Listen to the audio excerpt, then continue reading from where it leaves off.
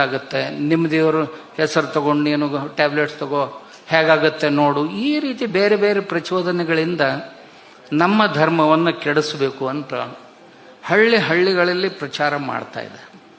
ಒಂದು. ಎರಡನೆಯದ್ದು, ಹಣ ಕೊಟ್ಟು ತಮ್ಮ ಧರ್ಮಕ್ಕೆ ಜಗ್ಗೋದು. ಮೂರನೆಯದ್ದು, ಭಯ ಹುಟ್ಟಿಸಿ ಜಗ್ಗೋದು. ಹೀಗೆ. ಆಮೇಲೆ ಎರಡನೇದಾಗಿ, ನಮ್ಮ ಧರ್ಮದಲ್ಲಿ ನಮ್ಮ ಬೇರೆ ಬೇರೆ ಸಂಪ್ರದಾಯಗಳಂತೇನಿವೆ, ಈ ಸಂಪ್ರದಾಯಗಳು ಸಹಿತ ಒಂದು ಸಂಪ್ರದಾಯ ಮತ್ತೊಂದು ಸಂಪ್ರದಾಯದ ಟೀಕೆ ಟಿಪ್ಪಣಿ ಮಾಡಲಿಕ್ಕೆ ಹೋಗಿ ಮೂಲ ಧರ್ಮಕ್ಕೆ ಹಾನಿಯನ್ನು ಉಂಟು ಮಾಡ್ತವೆ. ಮೂರನೇದಾಗಿ, ನಾಸ್ತಿಕರಿಂದ ಈ ಧರ್ಮವನ್ನು ರಕ್ಷಿಸಬೇಕಾಗಿದೆ.